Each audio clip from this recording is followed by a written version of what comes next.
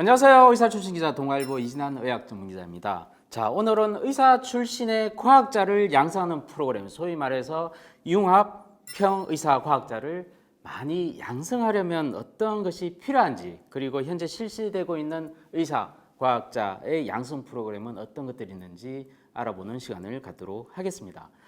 사실 의사는 다들 개업하거나 의대 교수가 되거나 해서 환자를 보는 것으로 여러분들 알고 있지 않습니까?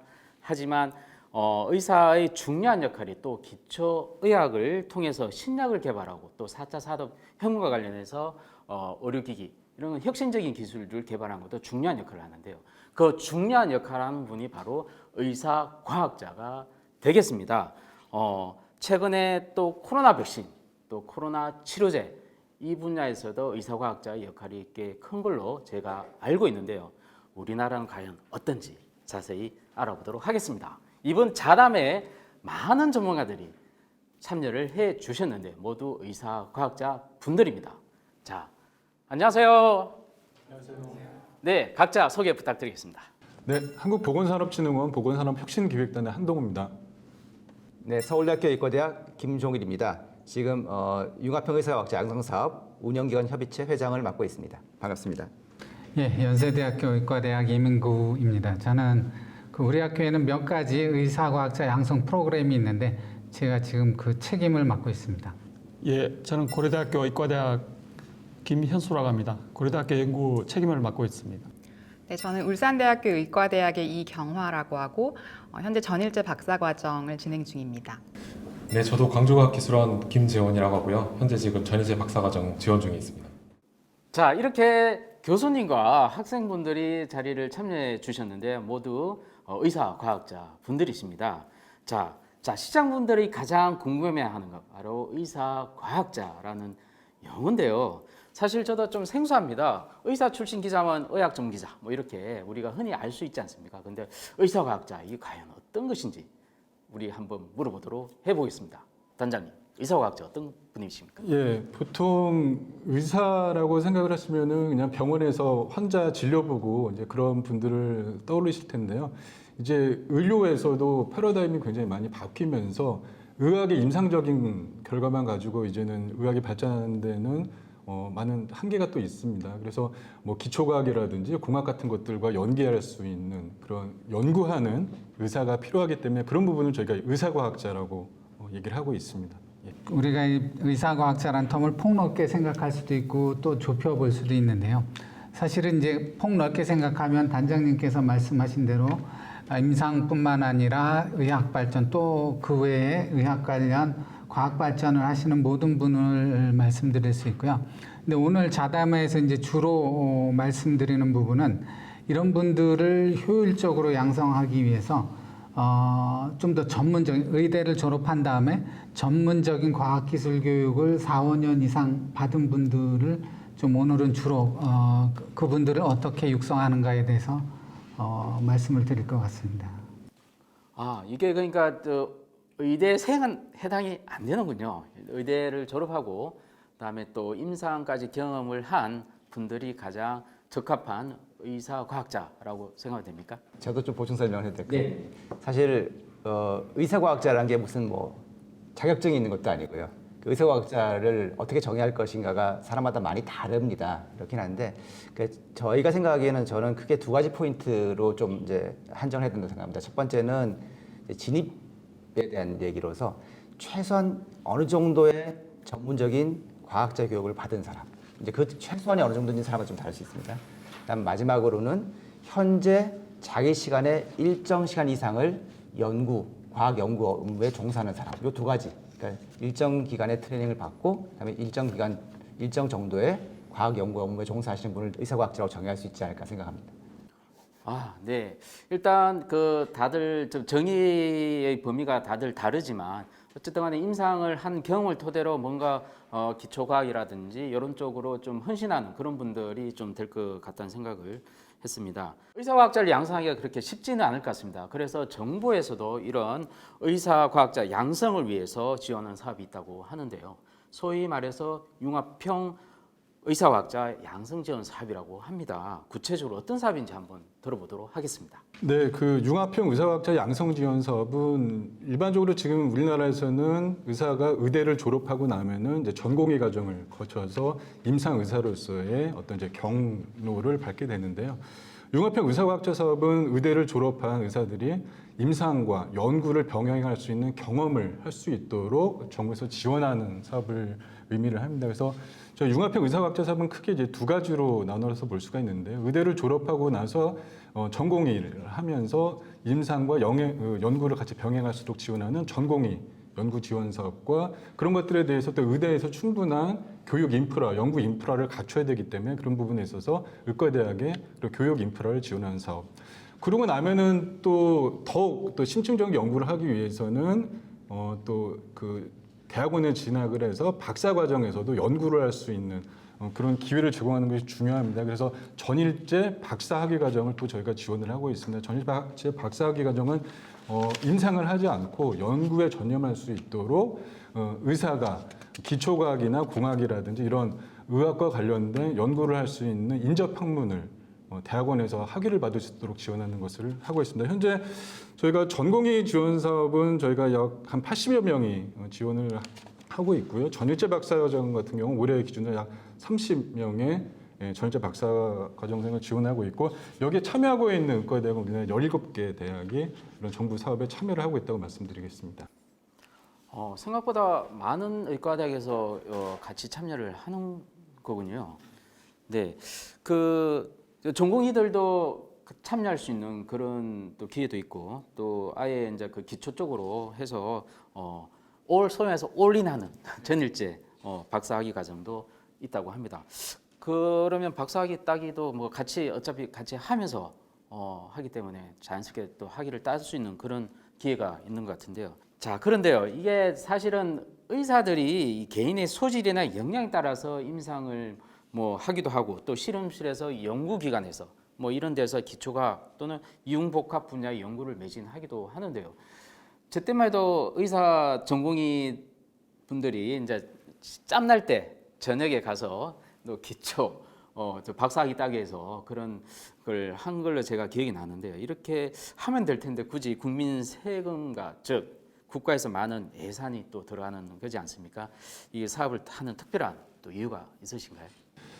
사실은 지금도 많은 의과대학 또는 병원에서 그 의사분들이 또 낮에는 환자 진료보고 임상하시고, 또 본인의 어떤 저녁 시간이 일어날 때 또 연구에 매진하시는 분들도 많이 계시고, 또 의사분들도 의학적으로는 또 많은 논문도 내고 계시고 연구 활동을 하고 계시죠. 근데 이제 저희가 하는 것들은 의학으로서의 연구보다는 의사이면서 기초과학이라든지 공학이라든지 의학 외의 관련 분야에서 의료기술의 발전이라든지 임상기술의 발전을 하기 위한 인접학문에 대한 전공을 새롭게 하는 것을 의미를 합니다. 사실 우리나라에서 의사라고 하면 어떻게 보면 굉장히 힘들기는 하지만 안정된 길을 갈 수 있는 경로를 이미 확보하고 있다고 볼 수도 있는데, 새로운 길을 가는 데는 개인적으로는 여러 가지 두려움도 있을 것이고요. 또 이런 부분이 아직 국내에서 의사과학자라는 것들에 대한 커리어 패스가 아직은 이렇게 확고되어 있지 않기 때문에 그런 부분에 대해서 정부에서 지원을 해서 새롭게 그 경력을 하고 쌓으려고 하는 의사들에게 일종의 마중물 역할을 하는 것들이 중요하다고 보여집니다. 특히 앞으로 의료의 패러다임이 의학뿐만이 아니라 정밀 의료, 맞춤 의료 같은 것들로 굉장히 인접 분야와의 연계가 중요해짐으로써 그런 부분에 어떻게 보면 선도적으로 연구를 할 수 있는 역량을 갖춘 의사이면서도 과학자를 양성한다는 것은 앞으로 우리나라의 의학의 발전과 또 국민들의 건강의 발전을 위해서도 반드시 필요한 부분이라고 생각하기 때문에 정부에서 지원을 하는 필요성이 있다고 보여집니다. 네, 지금까지 그 임상의 어떤 풍부한 경험과 이게 같이 기초랑 맞물리면 훨씬 더 좋은 성과들이 많이 나올 것 같은데, 대개는 기초를 안 하지 않습니까? 그래서 그런 측면에 봤을 때 정부가 이제 지원하는 게 약간 늦었다는 좀 생각도 들고, 물론 예산도 좀 더 앞으로 더 많이 또 지원돼야 된다는 생각을 하는데요.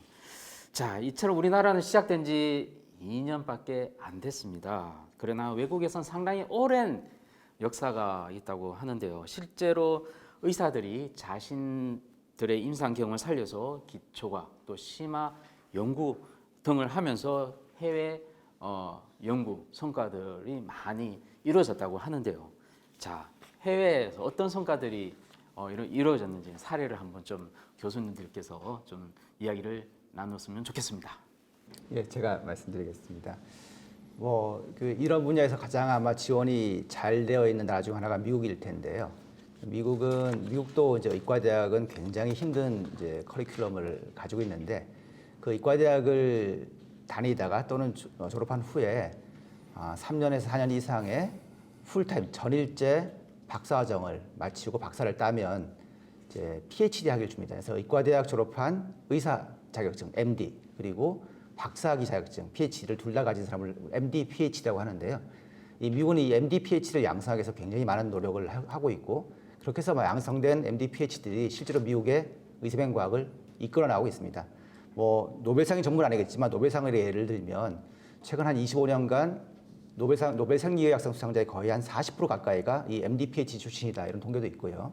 여러 가지 제약회사에서 과학 연구를 이끌고 있는 사람들, 미국 국립보건원의 그 모든 리더들 이런 분들 중에 상당수가 다 그 MD, PhD 출신들입니다. 근데 이런 MD, PhD 출신들이 미국 같은 경우는 의과대학 졸업생의 거의 한 4% 정도가 이제 MD, PhD를 한다고 하는데요. 미국에서도 이 MD, PhD를 키우기 위해서 막대한 예산을 쓰고 있습니다. 그러니까 미국 의과대학의 그 비싼 학비들을 다 면제시켜주고 거기다 장학금도 주고 연구비도 주고 이런 각종 혜택을 주면서 MD, PhD 양성을 이끌고 있고요. 그 재밌는 건 이 미국에서도 이 MD, PhD가 굉장히 이제 늘어났던 예들이 있는데 대표적인 예가 베트남 전쟁 때입니다. 베트남 전쟁 때 이 의사들이 베트남 전쟁에 복무하는 대신에 연구를 할 수 있도록 기회를 줘서 그 당시에 또 많은 의사들이 이 연구를 시작했고 예를 들어서 유명한 암주전자를 발견해서 노벨상을 받은 바모스 박사님 같은 분도 바로 그렇게 해서 연구를 시작한 후에 그 계속 훌륭한 연구자가 되셔서 노벨상을 받은 그런 예들도 많이 있습니다. 근데 교수님, 우리나라에서도 기초 지금 하고 있는 양리학이나 생화학처럼 미생물학처럼 그렇게 하시는 분들도 MD, PhD라는 개념을 가지고 있는데 지금 말씀하신 건 미국의 시스템이 우리나라 그런 시스템과 유사한 것 같은데 현재 의사과학자라는 것은 임상의 경험을 가진 의사가 좀 대상인 것 같은데요. 좀 약간 좀 헷갈릴 수는 있을 것 같습니다.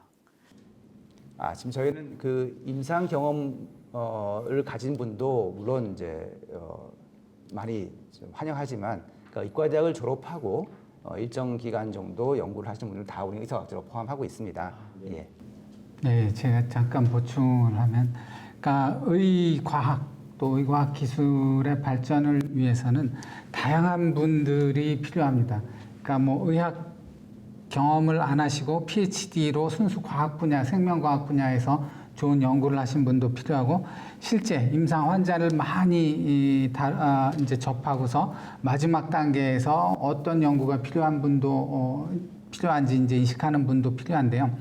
우리가 여기서 또 중요하게 생각하시는 분은 양쪽을 다 이해하시는 분입니다. 그래서 실제 과학 기술이 임상 단계에 어떻게 접목될 수 있고 예를 들어 코로나 치료제나 백신 같은 경우도 실제 환자의 어떤 부분이 문제고 어떤 부분을 이 약이 해결해 줄 수 있는지 과학기술 원리부터 이해하면서 약 개발에 참여하시는 분이 필요합니다. 그래서 그런 분은 지금 기자님이 말씀하신 것처럼 예전에 의대만 졸업하고 양리학, 생화학을 하신 분도 필요하지만 또 현재 저희가 이제 절대적으로 부족하다고 느끼는 분은 내과, 소아과를 전공하셨으면서도 기초 과학 기술을 이해하는 분들이 필요합니다. 그래서 그런 분들을 특히 이번 기회에 저희가 많이 육성하고 이래야 우리나라 산업이 보건과학 기술이 골고루 발전할 수 있을 거라고 생각을 하고 있습니다. 그래서 잠깐 또 추가로 말씀드리면 아까 이제 김종일 선생님이 이제 미국의 예를 말씀해 주셨는데, 그래서 역시 핵심은 MD, PhD를 육성하는 겁니다. 근데 단순히 MD, PhD 기간만 이렇게 지원하고서 그 다음을 지원하지 않으면 임상하고 그냥 과학기술하고 했을 때 여러 가지 베네핏의 차이가 크니까 많은 분들이 다시 그냥 교육만 받고 임상으로 돌아가는 경우가 많습니다. 그래서 이런 것들을 방지하고 또 이분들이 충분한 능력을 발휘할 수 있도록 미국 같은 경우는 저희가 이제 조사를 해보면 미국 NIH 같은 경우는 약 20여 가지의 정부 펀드가 있습니다. 그래서 각 단계마다 맞춤형으로 이 분이 어떤 연구가 필요하고 어떤 식으로 국가가 지원해야 될지 파악해서 지원을 하고 있습니다. 그래서 앞으로 MD, PhD가 되려는 학생, MD, PhD 단계, 그리고 그 이후에 연구자 단계, 또 훌륭한 이제 탑티어 연구자가 될 수 있도록 지원하는 여러 가지 지원이 있고 앞으로 이제 그 우리 복지부를 비롯한 여러 과기부, 정부 부처에서도 이런 분들을 육성하도록 좀 범부처적으로 노력을 해주셔야 할 것 같습니다. 제가 구체적인 사례보다 그 미국에서 이 제도가 도입된 지가 1968년도입니다. 그래서 보통 미국은 어떤 정책을 도입하고 나서 한 50년 정도 시행을 하고 나면 국가적으로 그 정책에 대해서 평가를 하는데요. 그래서 2018년도 이전에 국가에서 많은 그 보고서들이 나왔습니다. 그 정책에 대해서 어떤 국가적으로 이 제도가 어떤 영향을 미치는지에 대한 그 평가 보고서들이 많았었는데요. 그 보고서들의 그 어떤 결론이라고 하면 그 이 제도가 미국의 의료 발전에 미국이 전 세계적으로 의료를 리드할 수 있는 큰 근간이 됐다 이런 그 결론을 내린 적이 있거든요. 물론 그 의학을 둘러싼 환경이 현재 계속 바뀌고 있어서 그 자료들에서 보면 미국에서도 의사과학자들의 숫자가 좀 줄고 있는 그런 수치들을 보여주고는 있습니다.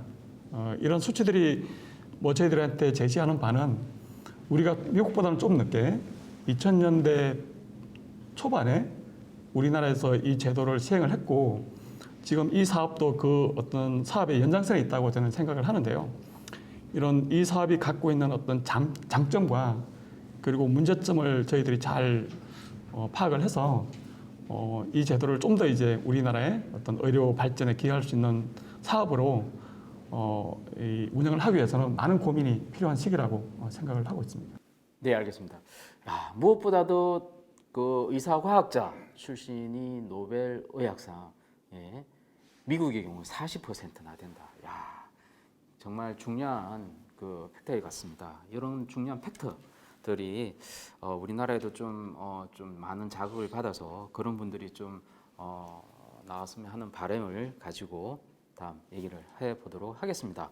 자, 이처럼 융합형 의사과학자가 사실은 지원을 하게 되면 상당히 정부에서 지원이 많다고 들었는데 구체적으로 어떤 베네핏이 있는지 좀 자세한 설명을 좀 들어봤으면 좋겠는데요. 자, 실제 교수님 좀 설명 좀 부탁드리겠습니다. 예, 그 이 사업을 통해서 그 전공의가 그 수여할 수 있는 혜택의 종류가 굉장히 많긴 합니다. 장학금도 있고 연구 지원비도 있고요. 저는 그 외 측면에서 이 사업을 통해서 전공의들이 그 받을 수 있는 혜택을 크게 한 3가지 정도로 정리를 해보겠는데요. 첫 번째는 그 연구의 중요성에 대한 어떤 깨달음이라고 제가 말씀을 드릴 수 있고요. 이 말은 그 연구 경력을 선택한 어떤 이 선택이 이 본인의 어떤 미래 커리어 디벨롭에 어떤 중요성을 갖고 있는지를 이 과제 수행을 통해서 느낄 수 있는 계기가 될 수 있다고 생각을 합니다. 그리고 두 번째는 그 동기부여라고 생각을 하는데요. 이 사업은 개별 많은 그 기관들에서 참여를 하고 있어서 이 사업을 수행할 수 있는 그 타 전공의들을 많이 만날 수 있습니다. 그래서 아마 이 선택을 할 때 본인이 많은 고민을 했을 텐데 이 사업을 수행을 하면서 본인과 똑같은 결정을 한 전공의가 많고 또 같은 길을 가고 있는 전공의들이 많다는 걸 좀 보면 어떤 그 본인의 동기가 좀 더 그 정진될 수 있다고 생각을 하고요. 그리고 좀 더 마이너하게는 이 사업 기간이 짧지만 연구 경험이 굉장히 중요하다고 생각을 합니다.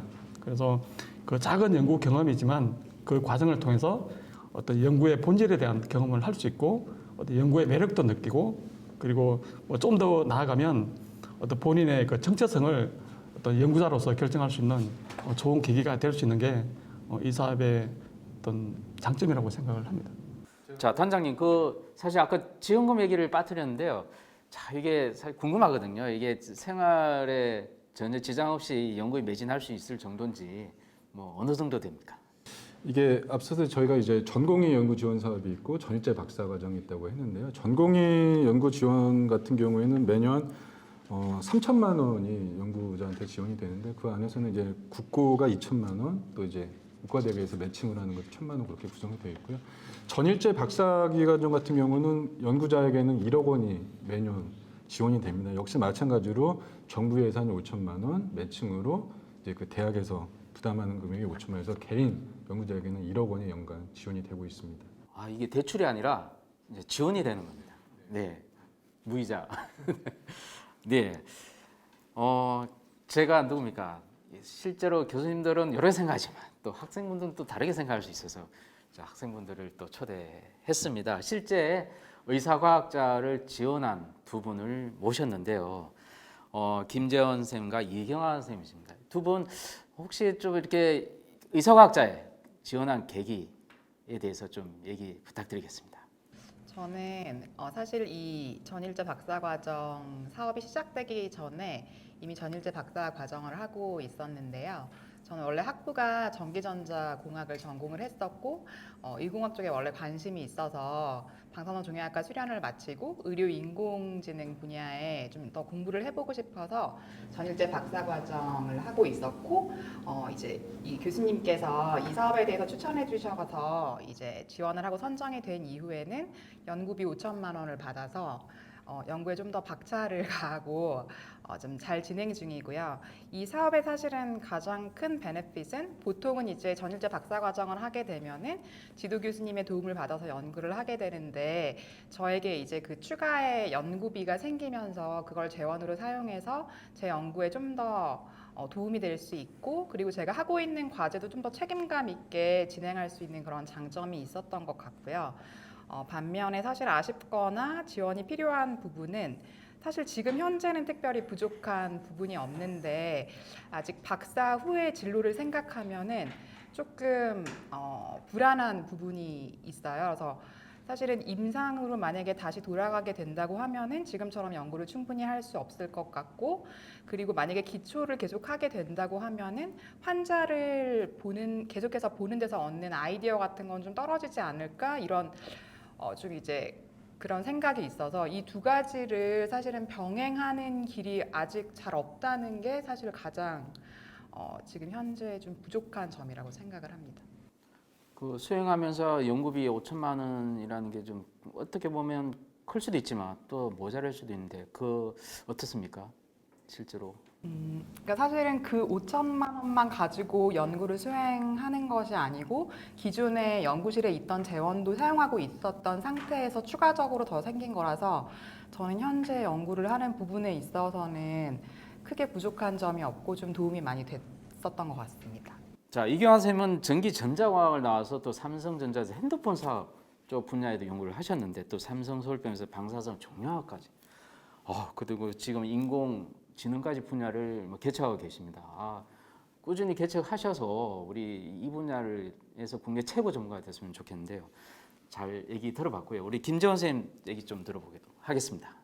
네, 저도 이제 비슷하게 의공학과를 나와가지고 의료기기를 만들고 싶어서 이제 의공학과 석사나 박사로 진학을 하려다가 의사가 돼서 직접 환자에게 도움이 되는 의료기기를 만들려면 의사가 돼야겠다라고 생각을 했고 그래서 서울 아산병원에서 마취통증학과에서 트레이닝을 마치고 다시 이제 좀 공학 쪽에 부족함을 느껴서 지금 이제 의생명공학과에서 공학을 공부하고 있는 상태입니다. 그래서 저도 마찬가지로 이미 전일제 박사 과정을 하고 있는 상태였고요. 그 하는 도중에 이제 이런 사업이 열린다는 걸 듣고 기존에 제가 의료기기를 만들려고 했던 것들이 예산이 좀 부족한 면이 있었는데 여기 지원 과정이라든지 지원 내용이 저희가 생각하는 연구와 정확하게 부합하는 것 같아서 지원하게 되었고 좋은 결과를 얻어서 지금 수행하고 있는 상태라고 보시면 될 것 같습니다. 그래서 저 같은 경우에는 이 사업이 정말 딱 이러한 의공학자 혹은 의과학자를 양성하기에는 좋은 사업이라고 생각을 하고 있고요. 아쉬운 점이라고 하면은 사실은 의사 선생님들이 대부분 이렇게 기초과학이나 공학 쪽에 와서 네트워킹을 통해서 융합 연구라든지 다른 그 고도화된 그런 사업에 지원할 수 있는 기회를 얻을 수 있다고 생각을 하는데요. 그런 점에서 조금 네트워킹이 좀 아직은 덜 되지 않았나. 서로 이제 과제를 하는 연구실이나 아니면 학생들끼리 좀 활발한 교제가 있어서 나중에 추후에 뭐 각자 연구원이라든지 박사나 혹은 교수 자리로 있으면서 융합할 수 있는 계기가 좀 되었으면 좋겠다라는 생각을 하고 있습니다. 자, 이렇게 전일제 박사 과정의 경우 본 사업이 최대 4년까지 지원이 가능하다고 하는데 이렇게 풀타임으로 연구에 매진하다 보면 아무래도 성과도 뭔가 나올 것 같고 연구 실적도 뭐 축적이 돼서 정말 좋은 논문에 또 발표되면 또 국민 의료질 향상에도 굉장히 도움될 것 같습니다. 자, 이렇게 전일제 박사 과정의 학생들 졸업 요건에 대해서 좀 설명 좀 부탁드리겠습니다. 예, 그 졸업 요건으로는 크게 SCI급 논문 또는 특허 출원 둘 중에 하나를 하시면 됩니다. 그런데 어느 정도 그래도 연구 결과에 대한 퀄리티도 있어야 되기 때문에 객관적인 이제 부분에 대한 기준이 있습니다. 그래서 그 SCI 논문 같은 경우는 표준화된 순위 보정 임팩트 팩터가 80점 이상인 SCI급 논문이면 되고요. 근데 특허 출원 같은 경우는 이제 저희 보통 삼각 특허라고 하죠. 미국, EU, 일본 그 2개국 이상의 나라에 특허 출원을 하면 됩니다. 그래서 SCI급 논문 또는 특허 출원 둘 중에 하나를 하게 되면 졸업 요건으로는 완성이 되게 됩니다.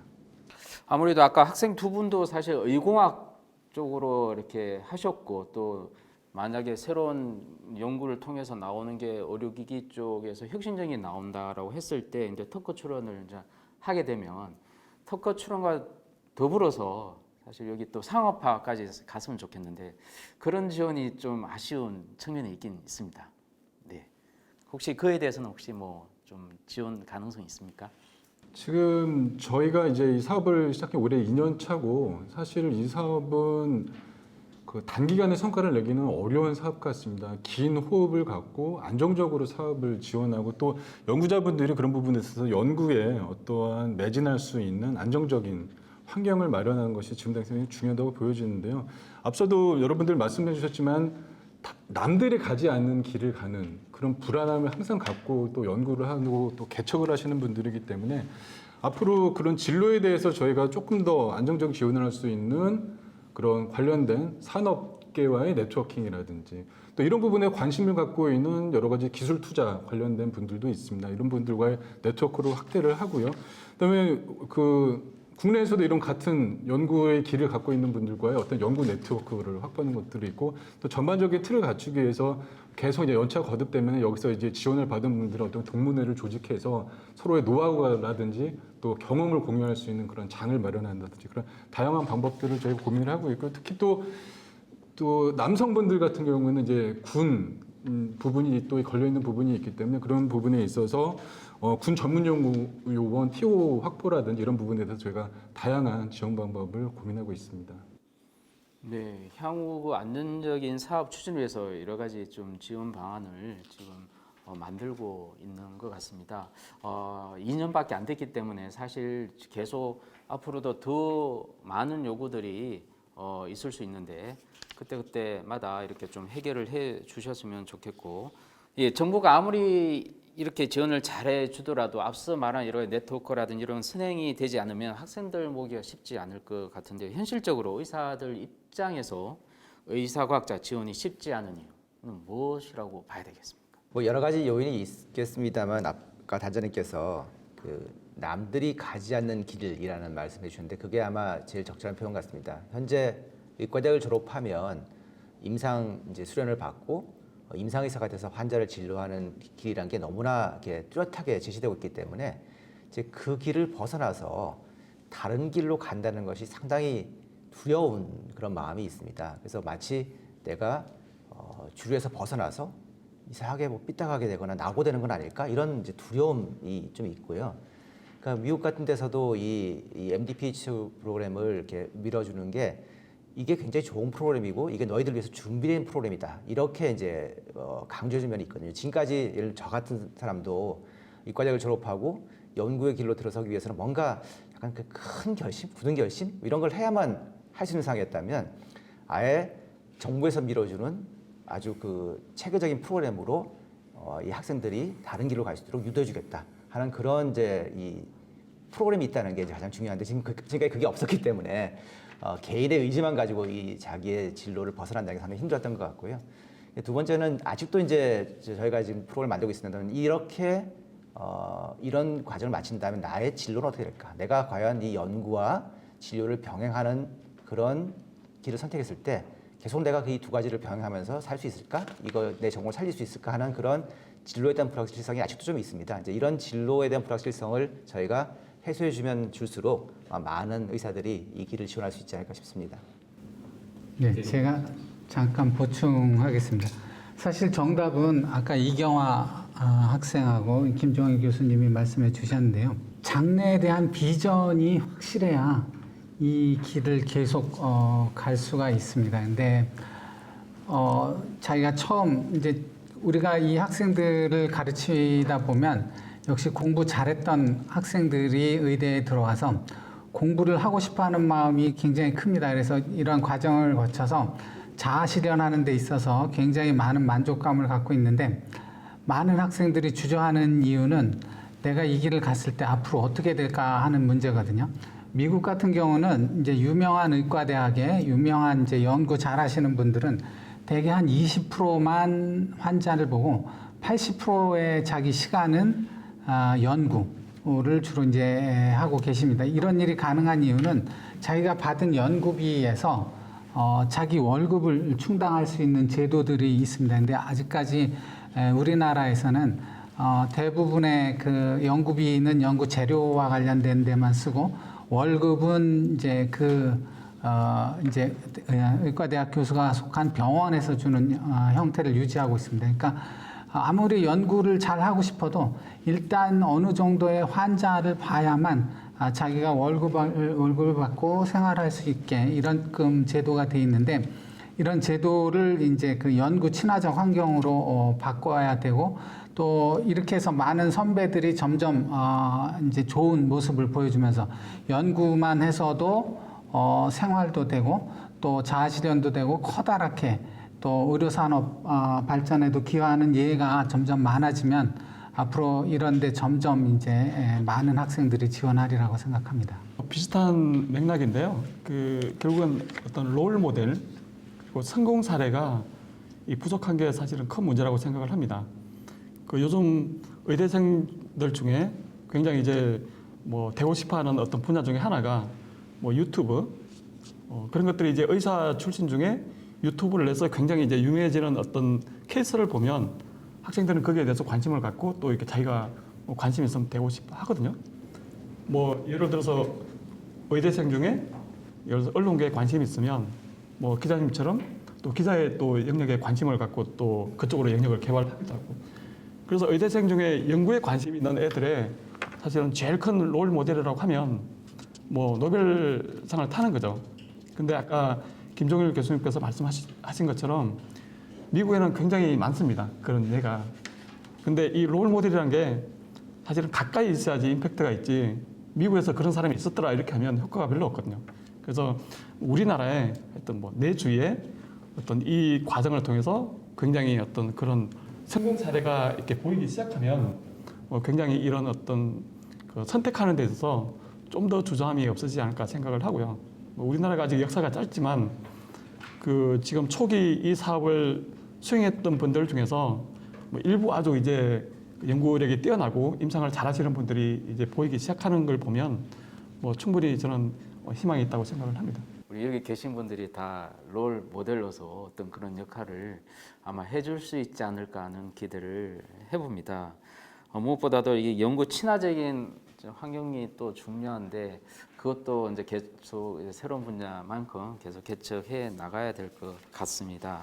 사실 의료계 언론 쪽 분야에서도 많은 변화가 돼가고 있고 아까 말씀하셨듯이 유튜브라든지 틱톡 각종 이런 SNS 관련해서 새로 진출하는 그런 기자들도 많이 있습니다. 제 같은 경우.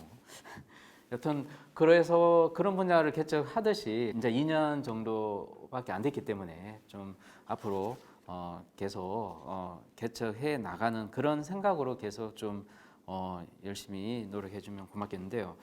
자, 이렇게 각 기관별로 이렇게 노력도 많이 하고 또 이 사업이 더 발전적으로 나가기 위해서 각 기관별, 각 의과 대학별로 이렇게 많은 노력을 할 거라고 저는 생각되고 있는데요. 자, 더 중점을 두고자 하는 사업이 각각 있을 것 같습니다. 그에 대해서 좀 자세히 설명 부탁드리겠습니다. 예, 일단은 정부에서는 이 사업이 이제 올해 2년차 됐다고 말씀을 드렸고 앞으로 길게 최소한 10년 정도는 지속적으로 안정적으로 지원이 되어야지만은 이 사업의 성과를 얘기를 할 수 있을 것 같습니다. 그래서 매년 우리나라에서 약 3,000명 넘게 의사가 배출이 되고 있는데요. 저희가 10년 정도 이 사업을 진행을 하게 되면은 현재는 대부분 이제 의대를 졸업을 하고 임상으로 가서 환자를 진료하는 의사가 되지만은 현재는 이제 기초라든지 또 이쪽에 필요한 학문적 연구를 하시는 분들이 1%가 되지 않고 있는 현실입니다. 그래서 이 사업이 10년 정도 됐을 때는 우리나라 이런 의사과학자들이 한 300명 정도, 그러면은 10년 동안 배출되는 의사의 한 1% 정도를 차지하게 됩니다. 그래서 그 기간 동안에 안전적으로 이 연구가 지원이 되게 되면은 새로운 또 이제 의사과학자라는 연구 생태계가 생길 수 있을 것 같습니다. 그래서 그런 부분에 저희가 계속적인 지원을 할 거고요. 내년에는 저희가 이제 의대 학부부터 연구에 좀 경험을 할 수 있는 학부생들을 지원하는 것들을 신규 사업으로 내년부터 새 시작이 되고요. 그다음에 지금 또 전공의를 하면서 연구를 하고 있지만 조금 더 연구에 전념할 수 있도록 하는 연구 전임의도 저희가 지금 준비 중에 있기 때문에 그런 부분까지 다 완성이 되게 되면 전반적으로 의대 학부부터 그다음에 전공의 과정, 학위 과정 취득까지 전반적인 전 과정에 거쳐서 의사과학자를 양성할 수 있는 체계적인 틀이 완성될 것으로 생각이 되고 있습니다. 이에 대한 예산은 어느 정도 지금 확보를 하고 있습니다. 지금 올해 기준으로는 사업비가 한 37억 정도 되고 내년에는 이제 58억 정도 되는데요. 같은 규모로 간다고 하더라도 그 정도 규모에서는 계속 예산이 안정적으로 확보가 되어야 될 것 같습니다. 네. 어떻습니까? 각 그 대학별로 좀 중점 두고자 하는 사업이 또 있습니까? 서울대학교 케이스를 말씀드리면 이제 앞서 말씀하신 것처럼 전주기적으로 이제 학부생 때부터 뭐 전공의, 전임의, 교수까지 이제 많은 그 어떤 기관이든지 다 연구에 참여할 수 있도록 지원하려고 하는데요. 특히 이제 미국의 보고서 같은 걸 보면 연구에 참여한 기간이 빠르면 빠를수록 일찍 참여할수록 훨씬 더 연구에 대한 이제 몰입도라든가 관심이 높아지는 걸로 나오고 있습니다. 그래서 지금 서울대학교 의과대학에서는 저희 작년부터 학석사 연계과정이라는 걸 신설했습니다. 그래서 의과대학 보통 6년인데요. 이제 학석사 연계과정에 신청한 학생들은 7년 동안 의과대학을 다니면서 그중에 1년 반은 전일제로 연구만 하는 그런 과정을 만들었고요. 첫 번째 저희가 선발해봤더니 한 10명 정도 가까운 학생들이 지원을 한 바가 있습니다. 앞으로 이제 계속 더 늘릴 예정입니다. 연세대학교 같은 경우는 2008년부터 지금 한 12년 됐는데요. 그때부터 이 의사과학자 양성의 중요성을 인식하고 저희는 이제 전주기적 의사과학자 양성이라는 그 명칭을 붙였는데요. 의과대학 학생 때 전공의 단계 그리고 이제 전공의를 마치고 4, 5년 정도 전일제로 박사과정하는 기간 그리고 마치고서도 이 사람들이 계속 연구할 수 있는 프로그램을 운영을 하고 있습니다.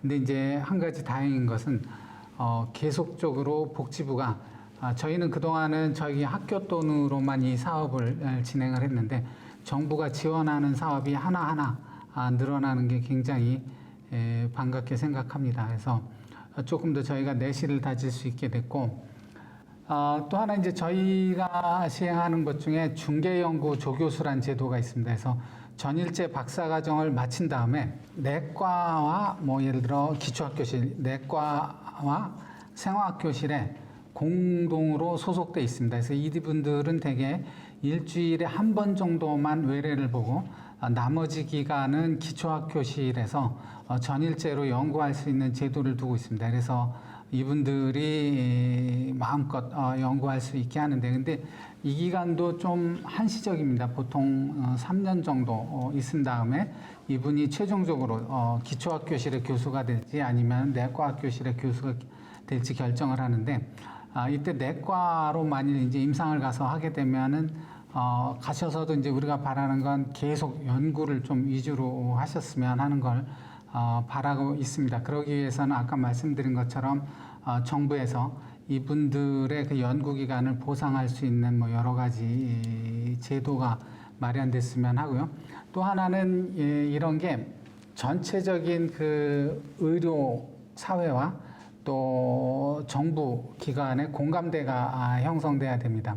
예를 들어 병원 같은 경우는 아직도 어떤 임상과는 소위 이제 그 명의가 돼서 많은 환자를 이제 언론에 노출돼서 리크루트하고 그런 분들 위주로 좀 중요하게 생각하시는 과들이 그 전에 많았습니다. 근데 저희 학교 같은 경우 이제 임상과에서도 많이 의식이 바뀌고 있는데요.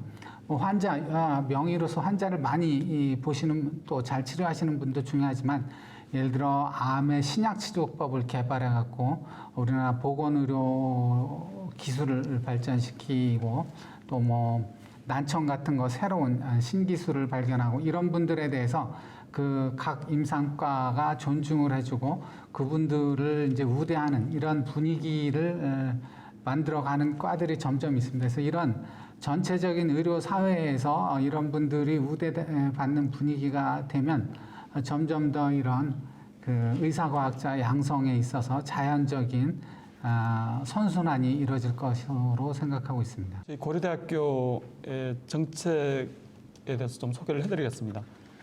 저희 의료원은 그 미래 의료를 선도하기 위해서는 결국은 연구력이 중요하다는 취지하에서 그 연구 중심 병원을 지향을 하고 있고요. 현재 연구 중심 병원 2개를 성공적으로 운영을 잘 하고 있습니다. 그리고 이러한 체제를 이제 잘 운영하기 위해서 그 전주기 인력 양성 체계를 구축을 하고 전공의부터 전임의 그리고 펠로우까지 전주기에 걸쳐서 그 복지부 사업에 적극적으로 참여를 해서 지금 수행을 잘 하고 있고요. 마지막 그 단계가 사실 학생 단계인데 저희 학교는 지금 의대생 입학생들 중에 많은 학생들이 그 과학 영재들이 많이 들어오고 있습니다.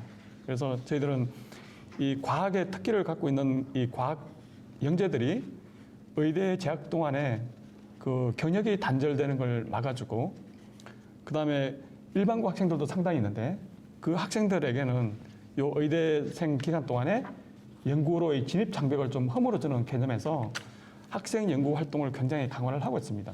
그래서 투 트랙으로 진행을 하고 있는데요. 첫 번째는 교과 과정에 예과부터 본과까지 그 연구에 대해서 전체적인 경험을 해볼 수 있게 교과 과정을 구성을 해서 교육을 하고 있고요.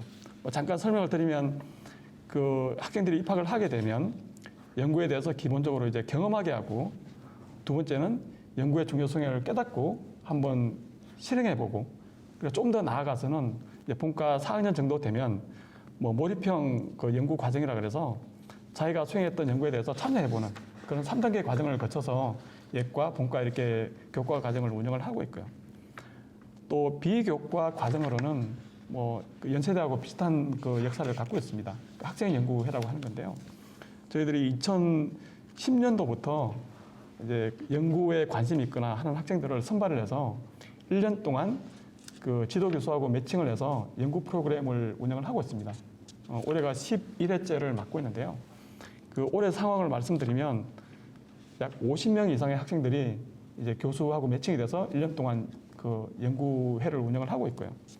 학교에서는 이제 장학금 하고 그 연구 지원비에서 1인당 한 300만 원 정도를 지원을 해오고 있습니다. 그래서 마침 그 보선전에서 내년부터 그 학생 연구에 대해서 지원을 해준다 그래서 굉장히 저희들도 사실은 반가운 입장이고요.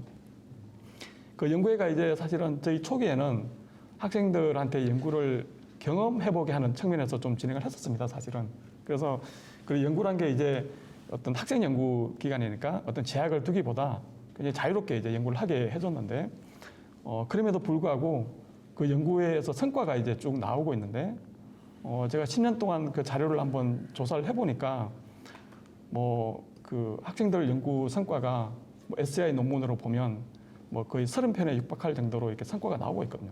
저희들이 조금 이제 발전적으로 이 프로그램을 강화시키기 위해서 내년부터는 좀 더 이제 지원도 강화하고 조금 더 이제 체계를 갖춰서 학생들이 단순히 어떤 연구를 경험해보는 수준이 아니라 어떤 미니 세시스, 간단한 어떤 세시스 수준으로까지 좀 연구 단계를 강화시키려고 계획을 하고 있습니다.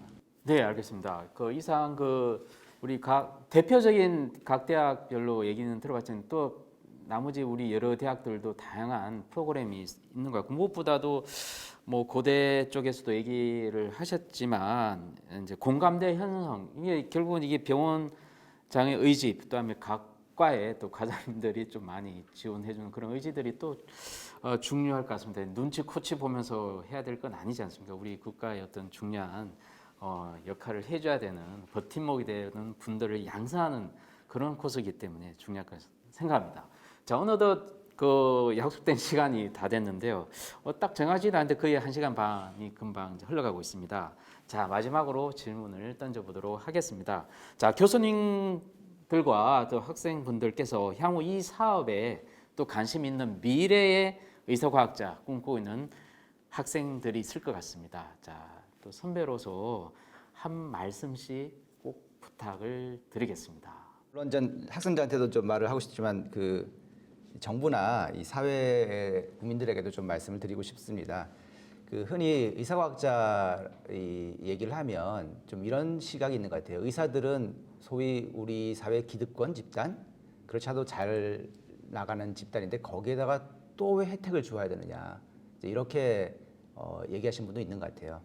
근데 사실은 앞에서도 얘기했지만 미국이 현재 의생명과학을 이끌고 있는데 거기 MD, PhD 공헌이 상당히 컸고 이제 우리가 앞으로 이제 K-바이오라는 것을 이제 표방하고 있을 때 거기에 의사들의 역할이 상당히 중요하다고 생각합니다. 사실 의사 한 명을 만드는데 개인적으로도 노력을 많이 하지만 이 국가나 사회가 엄청난 이제 자원을 투자하는 거 아닙니까? 그렇게 해서 힘들게 전공 지식을 얻은 의사들이 물론 환자 진료도 중요하지만 그 어렵게 얻은 지식을 이 의생명과학 발전에 쓴다면 굉장히 이제 사회적으로 큰 자원이 될 거기 때문에 저희는 그래서 투자를 하는 것이고요. 근데 미국도 그렇게 그 의사들이 그 연구에 오기 위해서 굉장히 많은 투자를 합니다. 그렇게 하지 않으면 이게 시작에 진입장벽이 있어서 이렇게 연구로 한번 넘어오는 그 길을 한번 넘어오게 하지 않으면 잘 안 오거든요. 그래서 그렇게 좀 밀어주고 끌어주는 입장에서 지금 이제 이 지원도 하고 이런 프로그램도 잘 만든 것 같아서 앞으로도 이제 이런 지원을 계속 꾸준히 해주셨으면 좋겠다는 게 이제 사회에 대한 부탁이고요.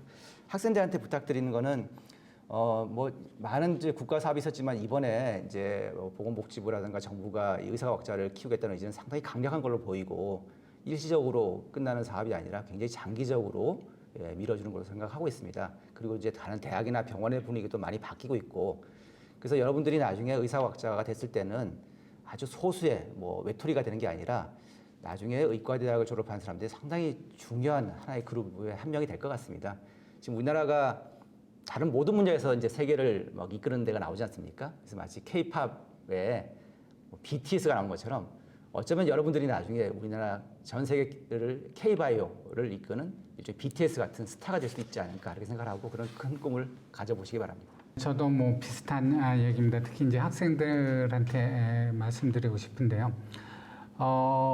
저희가 의과대학 학생들 가르쳐 보면 굉장히 똑똑합니다. 그리고 이 똑똑한 사람들이 할 일이 굉장히 뭐 많이 있습니다. 물론 평생 아픈 사람을 진료하면서 그 보람을 느끼는 것도 의사로서 굉장히 중요한 일입니다. 그런데 저희가 바라는 거는 학생들 중에 적어도 한 30% 정도는 이 학생들이 원래 공부를 잘했으니까 계속 공부를 하면서 자아 실현도 하고 또 그 뭐 단순히 뭐 우리나라의 발전 이걸 넘어서 하나의 그 세계인으로서 생명과학 발전, 학술 발전에 기여한다는 그런 커다란 포부를 갖고 많이 노력해 주시기 바랍니다. 그리고 거기에는 여러 가지 길이 있지만 저희 생각에 이러한 그 의사 과학자 프로그램에 들어오는 게 가장 지름길이 아닐까 그렇게 생각하고 있습니다. 예, 저는 모든 그 의과대 학생들이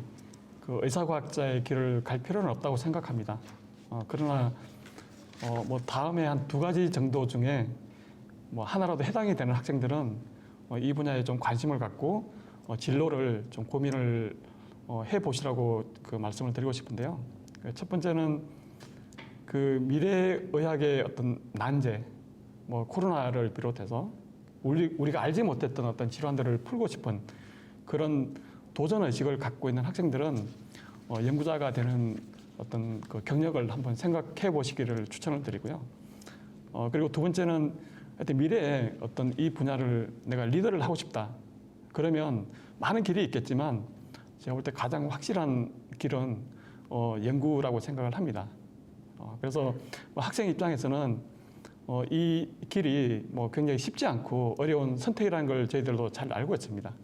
그렇지만 어떤 이러한 길이, 이러한 선택이 털리지 않았다는 게 뭐 지금 뭐 어떤 이 사업에 어떤 둘러싼 어떤 역사들이 증명을 해주고 있기 때문에 뭐 과감하게 용기를 내서 도전해 보시기를 추천드립니다. 우리 학생 두 분도 한번 그 선배로서 좀 얘기를 좀 부탁드리겠습니다. 쭉 연구에 관심이 있으시고 전일제 박사과정을 계획하고 계신다면 이 기회를 꼭 놓치지 말고 도전하셔서 좀 더 풍부한 재원으로 재밌게 연구하실 수 있었으면 좋겠습니다. 저도 마찬가지로 남자 전공의 선생님들이나 이런 이제 군 문제 이런 것도 고민이 많으실 텐데요. 이러한 그 좋은 사업이 생기면서 좀 더 여유 있는 환경에서 자신의 연구를 자아실현도 할 수 있고 이런 환경이 마련되어 있으니까 조금 더 무게추를 이쪽으로 해서 고민해 보시는 것도 나쁘지 않을 거라는 말씀을 꼭 드리고 싶습니다. 저 한동호 단장님, 저 지금 80여 명이 이제 배출되고 있지 않습니까? 모임을 자주 가져주시고요, 밥도 사주시고, 그래서 네트워크를 잘 만들어 주시면 고맙겠습니다. 꼭 약속해 주십시오. 네, 약속드리겠습니다. 네. 자, 지금까지 의사과학자가 무엇이고 이들에게 어떤 혜택이 있고 어떤 지원이 되며 또 앞으로 어떤 역할을 해야 될지에 대해서 자세히 알아봤는데요. 자, 임상과 기초가 겸비된 많은 과학자들이 배출돼서 우리나라가 사실 K방역으로 널리 알려져 있지만 안타깝게도 노벨 의학상 한 명도 없지 않습니까? 분명히 이 가운데서 나오기를 희망합니다. 자, 오늘 이렇게 나와주셔서 좋은 얘기를 많이 해주셔서 정말 감사드립니다. 그리고 궁금한 점 있으시면요, 이 영상 밑에 댓글을 꼭 달아주시면 저희들이 항상 바로 답신을 해드리도록 하겠습니다. 구독과 좋아요 눌러주십시오. 감사드립니다.